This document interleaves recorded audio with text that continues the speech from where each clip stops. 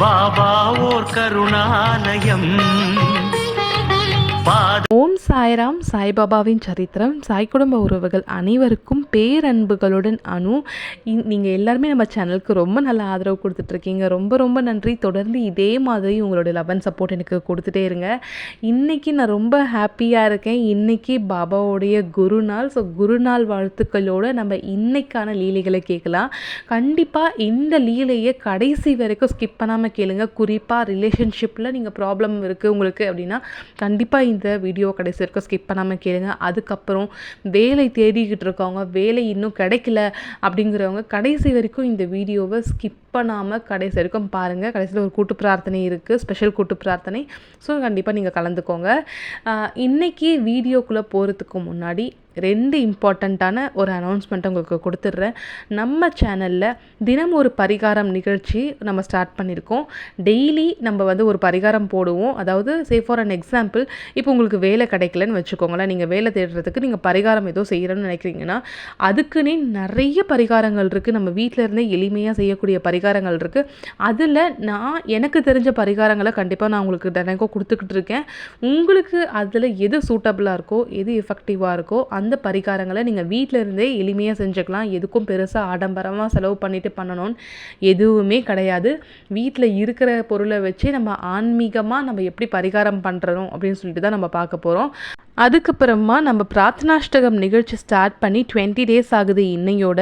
So கண்டிப்பாக நீங்கள் உங்களுக்கு எதிராக வேண்டுதல்கள் இருந்தால் பாபாவோடைய பிரார்த்தனாஷ்டகம் நிகழ்ச்சியில் கலந்துக்கோங்க. ஏர்லி மார்னிங் தினைக்கும் நான் 5:30க்கு நான் வந்து வீடியோ அப்லோட் பண்ணிடுறேன்.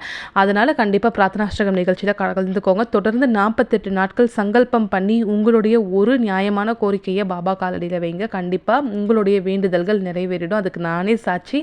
அந்த விஷயத்தையும் நான் இன்னைக்கான வீடியோவில் சொல்கிறேன். ஸோ கடைசி வரைக்கும் ஸ்கிப் பண்ண பாருங்கள். நிறைய பேர் கமெண்ட் செக்ஷனில் கீழே வந்து உங்களுடைய வாட்ஸ்அப் நம்பர் கொடுங்க, காண்டாக்ட் நம்பர் கொடுங்கன்னு கேட்குறீங்க. நீங்கள் வந்து நம்ம சேனலில் வாட்ஸ்அப் குரூப் வந்து நம்ம வச்சுருக்கோம். நீங்கள் ஜாயின் பண்ணலைன்னா கண்டிப்பாக வாட்ஸ்அப் குரூப்பில் ஜாயின் பண்ணிக்கோங்க. உங்கள் வேண்டுதல்களை பாபா காலடியில் டைரெக்டாக வைங்க. கண்டிப்பாக உங்களுடைய ப்ராப்ளம்ஸ் கண்டிப்பாக நிவர்த்தி ஆகும். ஸோ இன்றைக்கான வீடியோக்குள்ளே போகலாம். முதல் லீலை என்னன்னு பார்த்தீங்கன்னா, ரிலேஷன்ஷிப்பில் ப்ராப்ளம் இருக்கக்கூடியவங்க அவங்க என்ன செய்யலாம் அப்படிங்கிறதுக்கான ஒரு இன்ஃபர்மேஷனை நான் உங்களுக்கு கொடுக்குறேன். இது ஒரு லீலையாக கூட நீங்கள் எடுத்துக்கலாம், பாபாவுடைய லீலையாக கூட எடுத்துக்கலாம். என்ன அப்படின்னு பார்த்தீங்கன்னா, நான் ஆல்ரெடி வந்து ஒரு 2 years ஒரு 2 வருஷத்துக்கு முன்னாடி நான் ஒரு வேறு வீட்டில் இருந்தேன். அந்த வீட்டில் இருந்த என்னோடய நெய்பர்ஹுட்டு அவங்களுக்கு நடந்த ஒரு லீலை தான். ஆக்சுவலாக என்னோடய லைஃப்பில் நடந்த பாபாவுடைய மிராக்களை நான் ஆல்ரெடி ஒரு வீடியோவாக நான் போட்டிருக்கேன். நீங்கள் இது வரைக்கும் பார்க்கலன்னா கண்டிப்பாக வந்து நான் கீழே டிஸ்கிரிப்ஷன் பாக்ஸில் லிங்க் கொடுக்குறேன், நீங்கள் செக் பண்ணி பாருங்கள். அந்த லீலையை கேட்குறவங்களுக்கு உங்களால் ஓரளவுக்கு அண்டர்ஸ்டாண்ட் பண்ணிக்க முடியும். ஓகே இவங்களால தான் ப்ராப்ளம் வந்திருக்கு அப்படிங்கிற மாதிரிலாம் நீங்கள் புரிஞ்சுக்க முடியும். ஸோ கண்டிப்பாக இந்த வீடியோவையும் கடைசி வரைக்கும் ஸ்கிப் பண்ணாமல் பாருங்கள். பார்க்காதவங்க ஃபஸ்ட்டு வீடியோ செக் பண்ணிவிட்டு வந்துடுங்க. ஓகே, இப்போ வந்து 2 வருஷத்துக்கு முன்னாடி நான் வந்து ஒரு வேறு வீட்டில் இருந்தேன். நான் வந்து இப்போ 2nd floorல இருந்தேன். என் பக்கத்து போர்ஷனில் வந்து ஹவுஸ் ஓனரோடைய டாட்டர் இன்லா வந்து இருந்தாங்க பக்கத்து போர்ஷனில், லைக்லி ஒரு நெய்பர்ஹுட் மாதிரி. அப்போ வந்து ஆக்சுவலாக அவங்க என்ன ஆச்சுன்னு பார்த்தீங்கன்னா, அவங்க 10th standard படித்து முடிச்சுட்டு ரிசல்ட் வரத்துக்கு முன்னாடியே அவங்க ஃபேமிலியில் கல்யாணம் பண்ணி வச்சுட்டாங்க. அப்போ என்ன ஆச்சுன்னு பார்த்தீங்கன்னா, அந்த பொண்ணுக்கு ரொம்ப சின்ன பொண்ணு. ஆனால் பார்க்குறதுக்கு அவங்க அப்படி தெரியவே மாட்டாங்க. கொஞ்சம் கூட வந்து ஒரு ஸ்கூல் படிக்கிற பொண்ணுன்ற மாதிரி தெரிய மாட்டாங்க. ஒரு காலேஜ் முடிச்சுட்டு ஒரு நல்ல ஒரு ஜாபுக்கு போகிற அளவுக்கு தான் அவங்க பார்க்கும்போது தெரிவாங்க. அது வந்து எனக்கு எப்போ தெரிஞ்சதுன்னு பார்த்தீங்கன்னா, அவங்களுக்கு ஆஃப்டர் மேரேஜ்க்கு அப்புறம் தான் எனக்கு தெரிஞ்சுது. அப்போ என்ன ஆகுதுன்னு பார்த்தீங்கன்னா, அந்த பொண்ணு ஸ்டார்டிங்கில் வந்து என்கிட்ட அந்தளவுக்கு பேச மாட்டாங்க. அவங்க வீட்டுக்குள்ளேயே தான் இருப்பாங்க, வெளியே வர மாட்டாங்க. எப்போயாச்சும் வெளியில் பால்கனியில் நின்று பார்த்தா ஹாய் அப்படிங்கிற மாதிரி தான் பேசுவாங்க. அப்போது ஒரு நாள் வந்து பார்த்திங்கன்னா, அந்த பொண்ணு ரொம்ப ஒரு மாதிரி கஷ்டமாக ஸ்ட்ரகிள் பண்ணிக்கிட்டு இருப்பாங்க. ரொம்ப கஷ்டமாக இருக்கும் அவங்கள பார்க்குறதுக்கே. என்ன ஆச்சு அப்படின்னு கேட்கும்போது தான் அவங்க வந்து ஒன்றா சொல்ல ஆரம்பிக்கிறாங்க. இந்த மாதிரி எனக்கு வந்து ஸ்டார்டிங்லேயே வந்து கல்யாணம் பண்ணி வச்சுட்டாங்க. நான் இன்னும் எதுவுமே பார்க்கல. பட் வந்து எனக்கு இந்த லைஃப்லேயுமே எனக்கு வந்து ரொம்ப கஷ்டமாக இருக்குது. எனக்கு இந்த லீட் பண்ணவே முடியல. எனக்கு ஒன்லி ஃபார் ஃபிசிக்கல் நீட்ஸ்க்கு மட்டும்தான் நான் இப்போ தேவை இருக்க மாதிரி இருக்குது. எனக்கு என்ன செய்கிறது, எனக்கு படிக்கணும்னு ஆசையாக இருக்குது, எனக்கு இந்த லைஃப் பிடிக்கல, வேறு ஒரு ஃபோர்ஸ்ஃபுல்லாக இருக்குது எனக்கு இந்த லைஃபே அப்படிங்கிற மாதிரிலாம் அவங்க என்கிட்ட சொல்லிகிட்டு இருந்தாங்க. அவங்களுடைய ப்ரைவசி ரீசன்னால் நான் அவங்க நேம் வந்து லீக் பண்ணல. ஸோ இப்படி சொல்லிகிட்டு இருந்தாங்க. அப்படி இருக்கும்போது என்ன ஆச்சுன்னு பார்த்தீங்கன்னா, எனக்கு வந்து என் மனசுக்குள்ளே வந்து சொல்லிகிட்டே இருந்தது, பாபாவை பற்றி அவங்கக்கிட்ட சொல்லு. அந்த பொண்ணுக்கிட்ட சொன்னால் அட்லீஸ்ட் அந்த பொண்ணு பாபா கிட்ட வந்து அவங்களுடைய கஷ்டங்களை சொன்னால் பாபா வந்து நிவர்த்தி பண்ணி வைப்பார் அப்படிங்கிறது வந்து என் மனசுக்குள்ளே சொல்லிகிட்டே இருந்தது. பட் நான் சொல்லலை. அந்த பொண்ணு வந்து என்கிட்ட அவங்களோட ப்ராப்ளம்ஸை வந்து என்கிட்ட சொல்லுவாங்க. பட் நம்மளால் என்ன செய்ய முடியும், அவங்க ஃபேமிலிக்குள்ளே இன்வால்வ் ஆக முடியாது. நம்மளால் ஓகேப்பா நீ கொஞ்சம் அட்ஜஸ்ட் பண்ணிக்கோ, ஃபேமிலியாக பார்த்து கல்யாணம் பண்ணி வச்சுட்டாங்க, ஸோ நீ அட்ஜஸ்ட் பண்ணிக்கோ அப்படிங்கிற மாதிரி தான் நம்மளால் சொல்ல முடியும். நம்ம அவங்க ஃபேமிலிக்குள்ளே இன்வால்வ் ஆக முடியாது. நான் இப்படி தான் சொல்லிட்டு போயிட்டே இருப்பேன். ஆனால் அந்த பொண்ணு எப்போல்லாம் என்கிட்ட பேசுதோ, ஒரு 6 to 7 month, nearly 6 to 7 month ஆகிடுச்சு, எப்போல்லாம் என்கிட்ட அந்த பொண்ணு பேசுகிறாங்களோ எனக்கு அப்போல்லாம் வந்து என் மைண்டுக்குள்ளே பாபாவை பற்றி சொல்லு அப்படிங்கிற மாதிரி எனக்கு வந்து எனக்கு எனக்கு யாரும் சொல்கிற மாதிரி இருந்துகிட்டே இருந்தது. ஒரு டைம் நான் என்ன பண்ணிட்டேன்னா, சரி ஓகே அப்படின்னும் போது அந்த பொண்ணு ரொம்ப ஸ்ட்ரகிள் ஃபேஸ் பண்ணி அவங்க வீட்டில் சாப்பிட்றதுக்கு கூட அந்த பொண்ணுக்கு வந்து கையில் காசு கொடுக்க மாட்டாங்க. ஆக்சுவலி எப்படி பார்த்தீங்கன்னா, ஒரு 50 to 100 rupees மட்டும்தான் கையில் கொடுப்பாங்க.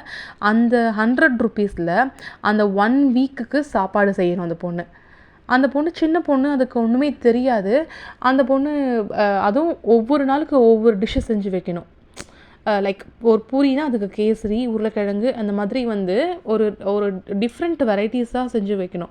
அந்த 100 rupeesல செய்யறதுக்கு அந்த பொண்ணுக்கு கையில் காசு இல்லாதனால சாப்பாடும் செய்யாது, அந்த காசும் பத்தாது வாங்குறதுக்கு எந்த பொருளும். அந்த மாதிரி அந்த பொண்ணுக்கு மென்டலி வேறு டார்ச்சர் இருந்தது, ஃபிசிக்கலி டார்ச்சர் இருந்தது. அந்த பொண்ணு ஒரு கட்டத்தில் எனக்கு வாழவே பிடிக்கலங்கிற அளவுக்கு அந்த பொண்ணு வந்து அவங்க மைண்ட் செட் வந்துருச்சு. அப்போ வந்து எனக்கு என்ன தோணுச்சுன்னா, இதுக்கப்புறம் நீ லேட் பண்ணாத, இப்போயாச்சும் சொல்லு அப்படிங்கிற மாதிரி எனக்கு இருந்துச்சு. நான் அப்போ வந்து சரி ஓகே சொல்லலாம்னு சொல்லிட்டு, ஓகே நான் ஒன்று சொல்கிறேன், நீ ட்ரை பண்ணுப்பா அப்படின்னு நான் அந்த பொண்ணிட்ட சொன்னேன். என்னக்கா சொல்லுங்க அப்படின்னு கேட்கும்போது, நீ பாபாவை கும்பிடு, சாய்பாபாவை கும்பிடு அப்படின்னு சொல்லிட்டு நான் அந்த பொண்ணுக்கிட்ட என் லைஃப்பில் நடந்த சில விஷயங்களை வந்து பகிர்ந்துக்கிட்டேன். ஆக்சுவலாக அந்த பொண்ணுக்கிட்ட பாபாவை கும்பிடுன்னு நான் சொல்கிறதுக்கு முன்னாடியே என் லைஃப்பில் நடந்த சில மிராக்கிள்ஸை அந்த பொண்ணுக்கிட்ட என்கிட்ட பேசும்போது அந்த டைம்லலாம் வந்து நான் ஷேர் பண்ணியிருக்கேன். ஆனால் அந்த பொண்ணிட்ட பாபாவை கும்பிடுன்னு சொன்ன டைம் எதுனா, அந்த பொண்ணு ரொம்ப எக்ஸ்ட்ரீம் லெவலில் போனதுக்கப்புறம் தான் நான் சொன்னேன், பாபாவை நீ கும்பிடு அப்படின்னு சொல்லிட்டேன். அது வரைக்கும் அந்த பொண்ணு சாய்பாபாவை கும்பிடவே இல்லை. சரிக்கா நான் இதுக்கப்புறம் நான் கும்பிடுறேன் அப்படின்னு சொல்லிட்டு அந்த பொண்ணு நான் சொன்ன மரியாதைக்கு பாபாவை கும்பிடுறேன்னு சொல்லிட்டு ஒரு 2-3 days ஆச்சு. 2-3 days ஆனதுக்கப்புறமா என்ன ஆச்சுன்னா, அவங்க வீட்டில் ரொம்ப பெரிய ஸ்ட்ரகிள், ரொம்ப பெரிய ப்ராப்ளம் ஆகிடுச்சு. அப்போ அந்த பொண்ணு என்கிட்ட வந்து அழுதுகிட்டே சொல்லிச்சு, இல்லை இதுக்கப்புறம் என்னால் முடியாது அப்படின்னு சொல்லும் போது நான் ஒன்றே ஒன்று சொன்னேன், நீ இந்த ரிலேஷன்ஷிப்பை நீ சூஸ் பண்ணியிருக்க அப்படின்னா அது ஏதோ ஒரு கர்மா அது வந்து கொண்டு வந்து சேர்த்துருக்க உன்னை. ஆனால் இதை வந்து நீ டிசைட் பண்ணக்கூடிய ஏஜ்லேயும் இல்லை, உன் ஃபேமிலி மீறி உன்னால் எதுவுமே செய்ய முடியாது. ஸோ நீ வந்து இப்போ பாபா கிட்ட நீ சொல்லு, ஒரே ஒரு கண்டிஷன் மட்டும் வை, பாபா எனக்கு இந்த மாதிரி இந்த லைஃப்பில் எனக்கு விருப்பமே இல்லை, நீ இப்படி தான் சொல்கிற, இந்த விருப்பமே இல்லாத லைஃப் நான் வாழ்ந்துட்டுருக்கேன்னு என்கிட்ட நீ சொல்லிகிட்ருக்க, அதனால் எனக்கு இந்த லைஃப்பில் விருப்பமே கிடையாது. ஆனால் எனக்கு எங்கள் ஃபேமிலியில் ஃபோர்ஸ் பண்ணி கல்யாணம் பண்ணி வச்சுட்டாங்க, நான் வாழணும்னு ஆசைப்பட்டு கல்யாணம் பண்ணி வச்சுட்டாங்க. பட் வேறு வழி இல்லாமல் நான் வாழ்ந்துட்டுருக்கேன். எனக்கு இந்த லைஃபு கண்டினியூ பண்ணணும் அப்படின்னு நினச்சேன்னா என் ஹஸ்பண்டை எனக்கு ஏற்ற மாதிரி மாற்றி விடு. என் மேலே எந்த ஒரு கேருமே இல்லாமல் ஒன்லி ஃபார் ஃபிசிக்கல் நீட்ஸ்க்கு மட்டும் என்னை வச்சுட்ருக்காங்க. என் மேலே அக்கறை இல்லை, என்கிட்ட நின்று பேசுறது இல்லை, சாப்பிட்டியான்னு கேட்குறது இல்லை, எதுவுமே பண்ணுறது இல்லை பாபா. ஆனால் நீ என் லைஃப்பை நீ தான் பார்த்து ஒன்றா வாழணுன்னா நீ என் ஹஸ்பண்டை எனக்கு ஏற்ற மாதிரி மாற்றி கொடு. அப்படி இல்லைனா எனக்கு படிக்கணும்னு ஆசையாக இருக்குது, நான் அதை படிக்கணுன்றதுக்கு நீ என்ன பண்ணணுமோ அதை பண்ணு அப்படின்னு சொல்லிட்டு, எனக்கு இந்த லைஃப் ஓகேனா நீயே என்னை சேர்த்து வச்சு வாழவே, இல்லைனா நீயே வந்து எனக்கு படிக்கிறதுக்கான ஏற்பாடுகள்லாம் நீ எனக்கு பண்ணி கொடு அப்படின்னு சொல்லிட்டு அந்த பொண்ணுக்கிட்ட நீ பாபா கிட்ட ப்ரே பண்ணிக்கோன்னு நான் சொன்னேன். அந்த பொண்ணு அதே மாதிரி ப்ரே பண்ணி தொடர்ந்து ஒரு வித்தின் 3 days தாங்க ஆகுது. 3 daysல அந்த பொண்ணு ஃபேமிலியில் அதை வந்து லீகலாக வந்து மூவ் பண்ணி முடிஞ்சிருச்சு. அந்த அந்த அந்த மேரேஜ் லைஃப் வந்து ஓவர் ஆயிடுச்சு. ஓவர் ஆனதுக்கப்புறமா வித்தின் 1 yearல அந்த பொண்ணு 10th தானே முடிச்சிருந்ததுங்களே, அதுக்கப்புறம் வித்தின் 1 yearக்குள்ளேயே அந்த பொண்ணு கரஸ்லையே வந்து இந்த +2 படித்து வித்தின் 1 இயர்க்குள்ளேயே பாஸ் பண்ணி காலேஜும் ஜாயின் பண்ணி இப்போ அந்த பொண்ணு 3 இயர்ஸ் கம்ப்ளீட் பண்ணிட்டாங்க. 3 இயர்ஸ் கம்ப்ளீட் பண்ணிவிட்டு ஒரு ஜாபும் போயிட்டுருக்காங்க. ஸோ நான் என்ன சொல்ல வரேன்னா, ரிலேஷன்ஷிப்பில் ப்ராப்ளம் இருக்கவங்க யாராக இருந்தாலும் சரி, அது எந்த ப்ராப்ளமாக இருந்தாலும் சரி, எப்படிப்பட்ட பிரச்சனையாக இருந்தாலும் சரி, நீங்கள் பாபா கிட்ட கொடுக்கறது ஒரே விஷயந்தான். இந்த லைஃபு நம்மளோட கர்மாவனால நம்மளுக்கு ஒரு பேர் நம்மளுக்கு அமையுது. அந்த பேரை மனசார நீங்கள் ஏற்றுக்கோங்க. அப்படி ஏற்றுக்கிட்டு உங்களுக்கு அப்படி இருந்தும் அந்த ரிலேஷன்ஷிப்பில் உங்களுக்கு ஸ்ட்ரகிள்ஸ் உங்களுக்கு இருக்குது அப்படின்னா, என்னை பொறுத்த வரைக்கும் நான் சொல்கிறேன், பாபா கிட்ட அதை விட்டுருங்க. இந்த ஸ்ட்ரகிள் நான் ஃபேஸ் பண்ணுறேன், இந்த ஸ்ட்ரகிள்லேருந்து நான் வெளியே வரணும், இல்லை எனக்கு இந்த லைஃப்பை நான் மூவ் பண்ணிட்டு போகணும், எதுவுமே உங்களுக்கு தெரியலன்னு வச்சுக்கோங்களேன். எனக்கு மூவ் பண்ணணுமா இல்லை மூவ் ஆன் பண்ணணுமா அப்படின்னு எனக்கு எதுவுமே தெரியல அப்படின்னா, பாபா கிட்ட விட்டுருங்க. எனக்கு இந்த லைஃப்பை லீட் பண்ணிட்டு போகிறதும் லீட் பண்ணாமல் போகிறதும் உன் கையில் இருக்குது. லீட் பண்ணிட்டு போனோன்னா எனக்கு இந்த விஷயங்கள்லாம் தேவை. அப்படி இல்லை எனக்கு இது சூட் ஆகாதுன்னு சொன்னால், எனக்கு வந்து இதை தாண்டி எனக்கு வந்து எனக்குன்னு சில விஷயங்கள் இருக்குது, எனக்குன்னு சில ஆசைகள் இருக்குது. அந்த விஷயத்தை நோக்கி என்னை நல்லபடியாக கைட் பண்ணி கூட்டிகிட்டு போங்க பாபா அப்படின்னு மட்டும் சொல்லுங்கள். இதை தாண்டி நம்ம பாபாவை முழுசாக நம்புறது மட்டும்தான் இருக்குது. அந்த பொண்ணுக்கிட்ட நான் சொல்லி 3 நாள் ஆச்சு. அது அழகாக அது வந்து முடிஞ்சிருச்சு. அந்த ப்ரீவியஸ் லைஃப்பை முடிஞ்சிருச்சு. அந்த பொண்ணு அதுக்கப்புறம் சீரியஸாக பாபாவோட டிவோட்டி ஆகி பாபாவோடைய விக்கிரகம் வீட்டில் வாங்கி வச்சுட்டு இப்போ அளவுக்கும் பாபாவோட டிவோட்டடாக இருக்காங்க. ஏன்னா அவங்களுக்கு வந்த ரிலேஷன்ஷிப் வந்து ரொம்ப டாக்ஸிக்காக இருந்துச்சு. ப்ரைவசி ரீசன்னால் என்னால் வந்து என்ன நடந்துச்சு அவங்களுக்குன்றதுன வந்து ஓப்பனாக சொல்ல முடியல. ஏன்னா அந்தளவுக்கு வந்து ரொம்ப ப்ரைவேட்டாக இருக்க மாதிரி இருக்குது. அதனால் மேலோட்டமாக உங்களுக்கு நான் சொல்லியிருக்கேன். பட் உங்களுடைய லைஃப்பில் எப்படி என்ன இருக்குன்றது உங்களுக்கு தான் தெரியும். ஸோ இந்த ஒரு விஷயத்தை மட்டும் நீங்கள் ஃபாலோ பண்ணுங்கள். பாபா மேலே நம்பிக்கையாக டிவோட்டடாக இருங்க. கண்டிப்பாக அதை வந்து பாபா உங்களுக்கு நிவர்த்தி பண்ணி வைப்பார். உங்களுக்கு சூட் ஆகும், உங்களுக்கு நல்லதுன்னா அந்த லைஃப் கண்டினியூ ஆகும். அப்படி இல்லைன்னா பாபா உங்களுக்கு எது நல்லதோ அதை செஞ்சு கொடுப்பாரு. அது 100% வந்து நீங்கள் நம்புங்க. இந்த விஷயத்தை நானே கண்கூடாக நான் பார்த்ததுனால உங்களுக்கு நான் சொல்கிறேன். செகண்டு என்ன அதிசயம் அப்படின்னு பார்த்தீங்கன்னா, ஜாப் இல்லாதவங்க, ஜாப் ரொம்ப நாளாக தேடிக்கிட்டு இருக்கவங்க கண்டிப்பாக இந்த விஷயத்த நீங்கள் ஃபாலோ பண்ணலாம். அது என்னன்னு பார்த்தீங்கன்னா, எனக்கு டிசம்பர் மந்த்தே நான் வந்து ஜாபுக்கு போகணும் அப்படின்ற ஒரு ஆசை எனக்கு வந்துருச்சு. அப்போ வந்து நான் பாபா கிட்ட நான் கேட்டேன், பாபா நான் ஜனவரி மந்த்து ஜாபுக்கு போயிடுவேன்னா எனக்கு வேலை கிடச்சிருமா அப்படின்னு சொல்லிட்டு பாபா கிட்ட ஒரு சிட்டு எழுதி போட்டு பார்த்தேன். சிட்டு எழுதி போட்டு பார்க்கும்போது அதில் வந்து நோ அப்படின்னு வந்துச்சு.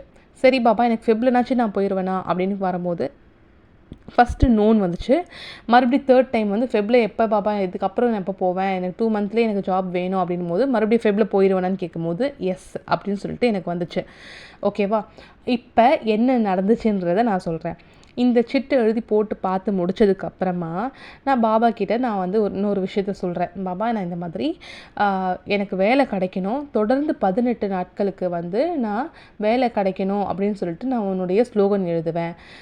ஓம் ஸ்ரீ சாயி மகாலட்சுமியை நமோ நமக ஸ்திர உத்தியோகம் தேகிமாம். இந்த மந்திரத்தை தினைக்கும் 18 முறை சொல்லிக்கிட்டே எழுதுவேன் அப்படின்னு சொல்லிட்டு பாபா கிட்ட நான் வந்து ஒரு விஷயத்த சொன்னேன். அது மட்டும் இல்லாமல் சுகர் சாப்பிட மாட்டேன் அப்படின்னு சொல்லிட்டு நான் பாபா கிட்ட ஒரு விஷயத்த சொன்னேன். ஜாப் கிடைக்கிற அளவுக்கு நான் சுகர் சாப்பிட மாட்டேன்ட்டு. இந்த 2 விஷயத்த நான் ஃபாலோ பண்ணிகிட்டு இருக்கும் போதே சத்சரிதமும் நான் படிச்சுக்கிட்டு இருக்கேன். சத்சரிதம் வந்து ஸ்டார்டிங் அதை ஃபஸ்ட்டு சாப்டர்லேருந்து நான் படிக்க ஆரம்பிச்சிட்டேன். ஆனால் தினைக்கும் ஒவ்வொரு எபிசோடாக நான் ஒவ்வொரு அத்தியாயமாக நான் படிச்சுட்டே இருக்கும் போது நடுவில் ஒரு பிரேக்கு, மறுபடியும் வந்து கண்டினியூ பண்ணுவேன். எதில் விட்டனோ அதுலேருந்து கண்டினியூ பண்ணுவேன். மறுபடியும் இன்னொரு பிரேக்கை வரும், மறுபடியும் இதை கண்டினியூ பண்ணுவேன். இப்படி போயிட்டே இருந்துச்சு. ஸோ பாபா கிட்ட நான் சொல்லியிருந்தேன், இந்த மாதிரி 18 முறை சொல்லிக்கிட்டே எழுதுவேன் அப்படின்னு சொல்லிட்டு. முதல் ஒரு 10 நாள் நல்லா போயிட்டே இருந்துச்சு. 10 நாள் போயிட்டுருக்கும் போது திடீர்னு வந்து நான் மறந்துட்டேன். நான் மறந்தே எழுதாமல் விட்டுட்டேன். ஸோ அது அப்படியே ஸ்டாப் ஆகிடுச்சு. நான் பாபா கிட்ட சொன்னேன், ஓகே பாபா இது ஸ்டாப் ஆகிடுச்சு அப்படின்னு சொல்லிட்டு. அதுக்கேற்ற மாதிரி பாபா முதல் மாதம் ஜனவரி மந்த்து போக முடியாது அப்படின்னு சொன்னாரா, அதுக்கேற்ற மாதிரி முதல் தடவை நான் எழுதும் போது தடங்கள் ஆகிடுச்சு. நோன் முடிஞ்சிருச்சா, மறுபடியும் நான் பாபா கிட்ட இதுக்கப்புறம் நெக்ஸ்ட் தேர்ஸ்டேலேருந்து எழுத கண்டினியூ பண்ணுறேன் பாபா அப்படின்னு சொல்லிட்டு அதே மாதிரி எழுத ஸ்டார்ட் பண்ணுறேன். வித்தின் ஒரு 1 வீக் இருக்கும். அந்த 1 வீக்கில் மறுபடியும் நான் எழுத மறந்துட்டேன். அது அப்படியே ஸ்டாப் ஆகிடுச்சு. இப்போ பாபா கிட்ட நான் கேட்ட மாதிரி செகண்ட் டைம் பாபா நோன்னு சொன்னாரா, இப்போயும் இதே மாதிரி எழுதிட்டு இருக்கும் போதே ஸ்டாப் ஆகிடுச்சு நோ. இப்போது நான் பாபா கிட்ட என்ன பாபா இது தொடர்ந்து 2 வாட்டி ஸ்ட்ரகிள் ஆகுது, இந்த மாதிரி எழுத முடியலையே அப்படின்னு சொல்லிட்டு நான் பாபா கிட்ட கேட்குறேன். பாபா வந்து அப்போ தான் எனக்கு ஒன்று ஒன்றா புரியுது. பாபா கிட்ட ஃபஸ்ட்டு நம்ம சிட் எழுதி போட்டு பார்த்தோம், நோன்னு சொன்னார். மறுபடியும் சிட் எழுதி பார்த்தோம், அப்பயும் நோன்னு சொன்னார். 3rd டைம் எஸ்ன்னு சொன்னார். ஓகே, இப்போ 3rd டைம் வந்து கண்டிப்பாக நம்ம எழுதுவோம் அப்படின்னு சொல்லிட்டு நான் என்ன பண்ணேன், கொஞ்சம் கேப் விட்டேன். ஒரு 15 டேஸ் நடுவில் கேப் விட்டுட்டு ஒரு நல்ல நாளாக பார்த்து நம்ம எழுதுவோம் அப்படின்னு சொல்லிட்டு நான் எழுத ஸ்டார்ட் பண்ணேன் பாபா கிட்ட. இந்த வாட்டி எனக்கு பாபா ஒரு மெசேஜ் வந்து இன்ஸ்டாகிராமில் நான் ஒரு ரேண்டமாக நான் ஸ்க்ரால் பண்ணும்போது எனக்கு காட்டினார்.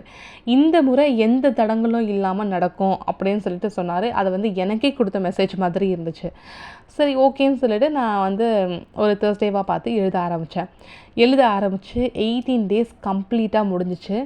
கம்ப்ளீட்டாக முடிக்கும் போது நான் சச்சரிதமும் 50வது அத்தியாயம் கம்ப்ளீட் பண்ணுறேன். கம்ப்ளீட் பண்ணும்போது எனக்கு அந்த டைமில் நான் வந்து ரெண்டு கம்பெனிஸில் நான் வந்து இன்டர்வியூ அட்டன் பண்ணியிருந்தேன். 2த்துலேயும் நான் செலக்ட் ஆகிட்டேன். எனக்கு எது சூட்டபுளாக இருக்கும்னு நான் ஃபஸ்ட்டு யோசித்தேன். அது எனக்கு யோசிக்கிறதுக்கே எனக்கு 1 வீக் டைம் இருந்துச்சு.